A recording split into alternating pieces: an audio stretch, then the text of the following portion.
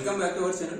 हम पढ़ेंगे आज क्लास 11 का ये पार्ट सेकंड है आपका वीडियो का। इससे पहले चेंजिंग ये जो चैप्टर है ये चेंजिंग कल्चरल ट्रेडिशन का है और काफी दिन हो गया वो पार्ट फर्स्ट बने हुए। तो आज का जो टॉपिक है वो है रिवाइवल ऑफ इटालियन सिटीज। इससे पहले हमने पढ़ा था उसमें जैकब बर्खार्ड के बारे में पढ़ा था, जिन्होंने फर्स्ट टाइम एक वर्ड रेनेसेंस दिया था। रेनेसेंस का मतलब होता है रीबर्थ। अच्छा, पूछा जाता है रेनेसेंस का किस टर्म में यूज किया गया था, तो कल्चरल डेवलपमेंट के लिए टर्म यूज किया गया था रेनेसेंस, और इसको फर्स्ट टाइम यूज किया था जैकब बर्खार्ड, जो कि रैंकी के स्टूडेंट थे। ठीक है, आज का जो टॉपिक है वो है revival of Italian studies. Revive तो हम जानते ही हैं, पबजी खेलते हैं या जो चीजें रिवाइव देना होता है, फिर से उसको जिंदा करना होता है। तो जब यहां पर क्या हुआ, रोमन एम्पायर पूरी तरह से कोलैप्स हो गया, ठीक है, फ्यूडल सिस्टम खत्म हो गया, तो यहां पे कोई भी गवर्नमेंट नहीं थी। ठीक है, तो इटालियन सिटीज रीग्रोथ कैसे कर रही हैं? अब रोमन एम्पायर नहीं, फ्यूडल सिस्टम खत्म हो गया है, कोई भी गवर्नमेंट यहां नहीं है, तो इटालियन सिटीज रीग्रो कैसे करेंगी? कैसे उनका रीबर्थ यहां पर हुआ, फिर से दोबारा पुनर्जन्म जो हो गया वो कैसे हुआ यहाँ पर इटालियन सिटीज का, यहां पर हम पढ़ेंगे। ठीक है, अब जो रोमन एम्पायर की बात अगर करते हैं तो रोमन एम्पायर आपका कहां आता है? रोमन एम्पायर आपका आता है नॉर्थ अफ्रीका और वेस्टर्न यूरोप। ठीक है, नॉर्थ अफ्रीका वेस्टर्न यूरोप, इधर रोमन एम्पायर आता है। और बाइजेंटाइन एम्पायर जो है, ये इसका बाइजेंटाइन एम्पायर इसमें है, तो पहले ही बता दे रहा हूं, बाइजेंटाइन एम्पायर किसके बीच में आता है? बाइजेंटाइन एम्पायर दो तुम्हारे सी हैं, एक आपका मेडिटेरेनियन सी है, दूसरा आपका ब्लैक सी है, दोनों के बीच में आपका बाइजेंटाइन एम्पायर आता है।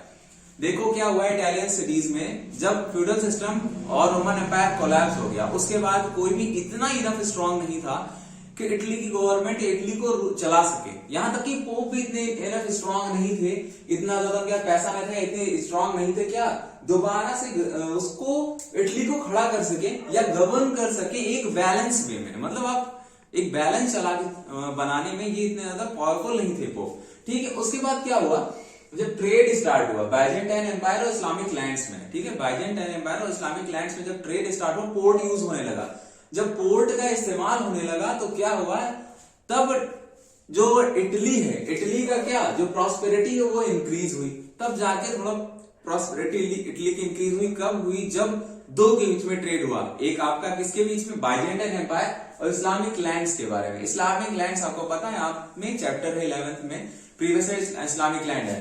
तो इन दोनों जो ट्रेड स्टार्ट हुआ तो पोर्ट से इस्तेमाल होने लगा, यहां से इटली की प्रॉस्पेरिटी इंक्रीज होती है। लेकिन ये रिवाइवल नहीं है, मतलब बिगिनिंग नहीं है रिवाइवल का। ये तब हुआ 12th सेंचुरी में। क्या हुआ, जब मंगोल, ठीक है, मंगोल और इटली के बीच में ट्रेड होने लगा। ठीक है, मंगोल और इटली के बीच में ट्रेड होने लगा, तो यहां से बोला जाता है तब इकोनॉमी रेज होने लगी। अब डायरेक्ट ट्रेड होने लगा, ट्रेड से क्या होता है, इकोनॉमी रेज होती है। तो यहां पर जब दोनों के बीच में ट्रेड होने लगा तो ये बोला गया यहां से क्या होता है, बिगिनिंग होती है किस चीज की, इटली की रिवाइवल की होती है। ठीक है, इतना चीज समझ में आ गया। और बोला जाता है उसी के बाद से इटालियन जो इटली में लोग रहते तो उन्होंने बहुत ज्यादा मेहनत की, सपोर्ट बहुत अच्छा किया वहां के लोगों ने, किस चीज के लिए, इटली की रिवाइवल के लिए, ताकि हमारा इटली क्या फिर से क्या करे, रीबर्थ इसका हो सके, रीग्रो कर सके, जहां पर कोई स्टैंड नहीं वहां पर अच्छा हो सके। साथ में और जितनी भी इटालियन सिटीज थी ये इंडिपेंडेंट सिटीज बन गई। ठीक है, इटालियन सिटीज क्या हो गए, इंडिपेंडेंट सिटीज में कन्वर्ट हो गई। तो ये पूरा आपका क्या है, रिवाइवल ऑफ इटालियन सिटीज है। क्लियर हो गया, इतना समझ में आ गया? तो इटालियंस ने भी बहुत मदद की ट्रेड वेड में, तो इस वजह से ये आपका पूरा रिवाइवल है। जहां कुछ भी नहीं था वहां क्या हुआ, धीमे धीमे इनकी इकोनॉमी रेज हो गई और इनका रिवाइवल स्टार्ट हो गया। किसका? इटली का। देखो उसके बाद आपका आता है एक टॉपिक छोटा सा है, द सिटी स्टेट,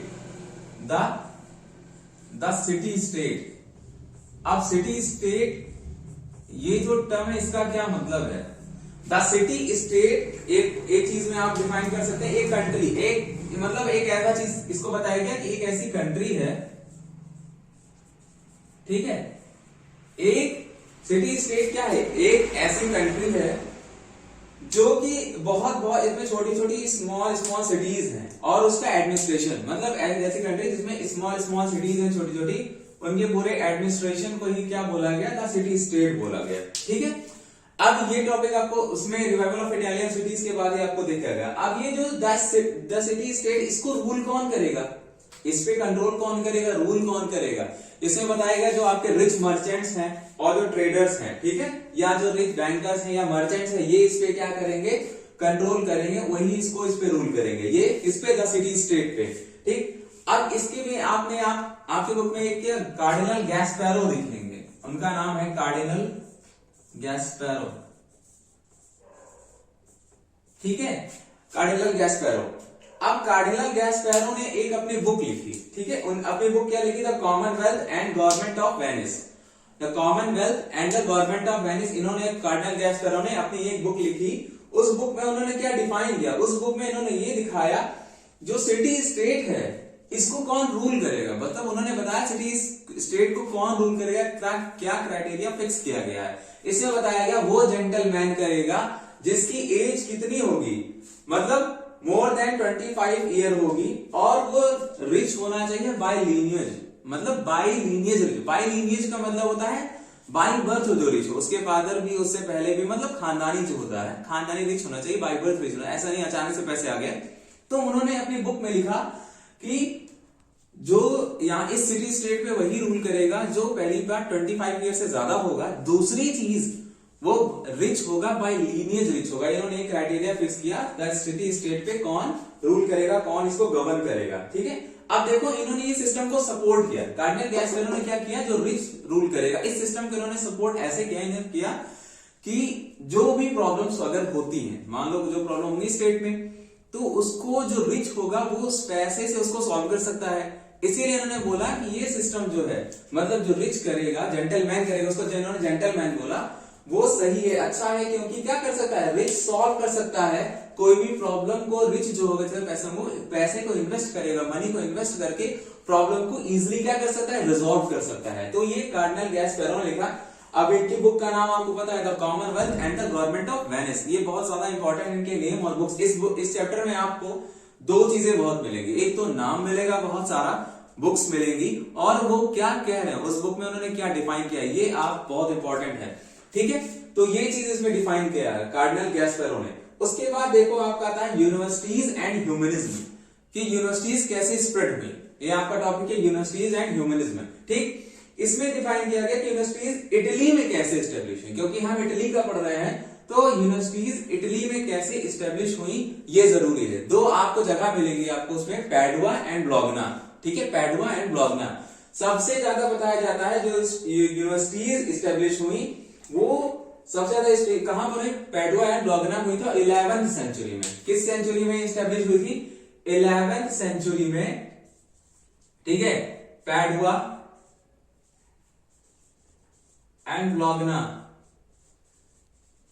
ये इटली में दो जगह सबसे ज्यादा यूनिवर्सिटी स्टेब्लिश हुई थी, ठीक है। ये यूनिवर्सिटीज एंड द ह्यूमनिज्म में टॉपिक में है, तो दो जगह पर सबसे ज्यादा यूनिवर्सिटी। अब कॉमर्स इस टाइम पर यहाँ क्या पढ़ाया जा रहा था, इस टाइम पर यहाँ क्या पढ़ाया था, लीगल स्टडीज नहीं, हाँ लीगल स्टडीज पढ़ाई जा रही थी, ठीक है, लीगल स्टडीज इसमें पढ़ाया जा रहा था। कहां पर, पैडुआ एंड ब्लॉगना में 11वीं सेंचुरी में। और सिटीज में क्या हुआ था, सिटीज में लोग सबसे ज्यादा क्या पढ़ते थे, ट्रेड से ज्यादा इंपॉर्टेंट, तो वहां क्या पढ़ते थे, वहां पढ़ते थे आपका कॉमर्स, ठीक, समझ में आ गया। तो कॉमर्स क्या था, बहुत इंपॉर्टेंट था सिटीज में, क्योंकि इसका मीन्स इंक्रीज इन ट्रेड, तो ट्रेड से रिलेटेड है, इसलिए क्या लोग वहां पर पढ़ते थे, कॉमर्स पढ़ते थे, मतलब उन्होंने ज्यादा इंपॉर्टेंस दी। और पैडुआ एंड ब्लॉगना में आपको लीगल स्टडीज पढ़ाया जाता था, ठीक है।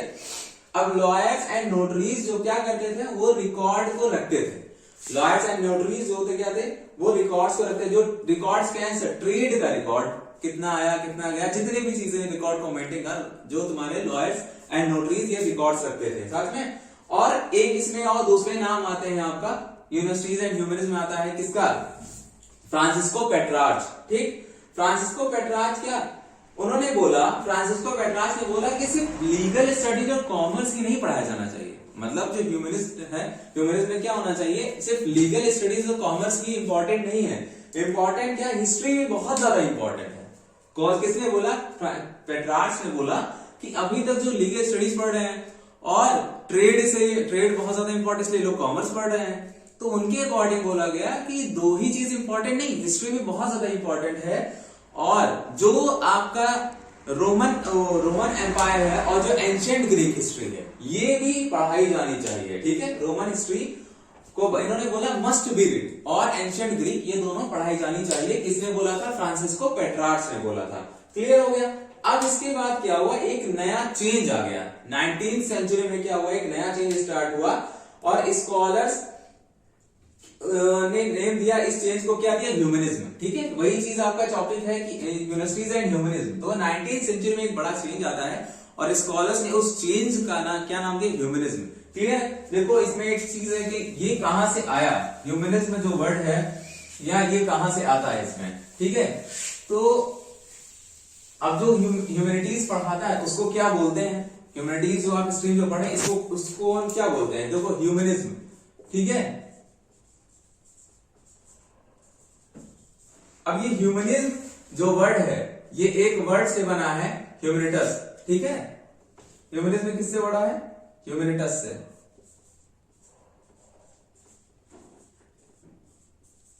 ह्यूमनिटस वर्ड से बना है। और ये किस वर्ड से बना है? देखो ज्यादातर जो वर्ड होते हैं ग्रीक एंड लैटिन, ये कौन सा वर्ड है? एक लैटिन वर्ड से बना है। ठीक है, ह्यूमनिटस।